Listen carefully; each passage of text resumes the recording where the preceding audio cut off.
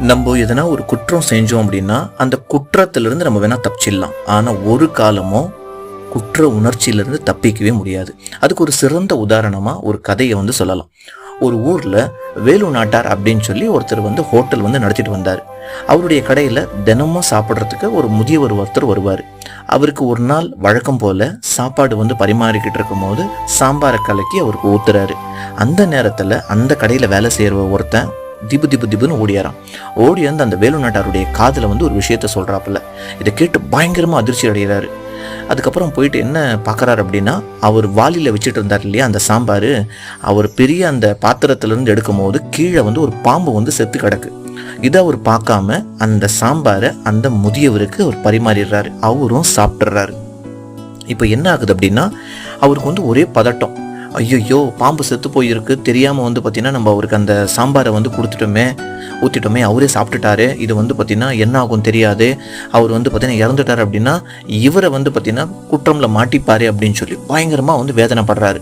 அன்னைக்கு நைட்டே அவர் என்ன பண்ணுறாரு அப்படின்னா, கோயிலில் போயிட்டு ஒரு வேண்டுதலை வைக்கிறாரு. கடவுளே, நான் இந்த குற்றத்திலிருந்து தப்பிச்சிட்டேன் அப்படின்னா உனக்கு ஒரு பெரிய காண்டாமணியை வாங்கி கொடுக்குறேன் அப்படின்னு சொல்லி. காண்டாமணின்னா அவங்க எல்லாருக்குமே தெரியும். அதாவது கோயில்களில் பார்த்தீங்கன்னா ஒரு மணி அடிப்பாங்க. 1 மணிக்கு, 3 மணிக்கு, 5 மணிக்கு அந்த மாதிரி சொல்லி ஒரு பெரிய மணியை அடிப்பாங்க. உதாரணம் மாதா கோயில் மணி மாதிரி. அப்போ அந்த மாதிரி இருக்கும்போது அந்த ஒரு காண்டாமணியை பார்த்தீங்கன்னா வாங்கி என்ன பண்ணுறாரு அப்படின்னா கோயிலுக்கு கொடுக்குறாரு. இதுக்கப்புறம் பார்த்தீங்கன்னா இந்த குற்றத்தை நம்ம தப்பிச்சிடணும்னு சொல்லி வழக்கம் போல் பார்த்தீங்கன்னா மறுநாள் கடை திறக்கிறாரு. அந்த வழியாக அந்த முதியவரை பார்த்தீங்கன்னா தூக்கிட்டு போகிறாங்க. அவர் இறந்துட்டார். அப்போ அவருக்கு பயங்கரமாக பார்த்தீங்கன்னா அதிர்ச்சி ஆயிடுச்சு. நம்ம எதுனா மாட்டிப்போமான்னு சொல்லி. நல்ல விஷயம் என்ன அப்படின்னா அவர் மாட்டவே இல்லை. ஏன்னா அவர் ஆல்ரெடி அவர் வயசானவர், அதனால் அவர் இறந்து போயிட்டாருன்னு சொல்லி ஆஸ் யூஷுவலாக எல்லாருமே எடுத்துக்கிறாங்க. அதுக்கப்புறம் என்ன ஆகுது அப்படின்னா, அந்த மணியை அந்த கோயிலில் கொடுத்துட்றாரு. அந்த மணியை கரெக்டாக 1 மணிக்கு அடிக்கிறாங்க. அடிக்கும் போது என்ன ஆகுது அப்படின்னா, அவருக்கு அந்த ஞாபகம் வருது.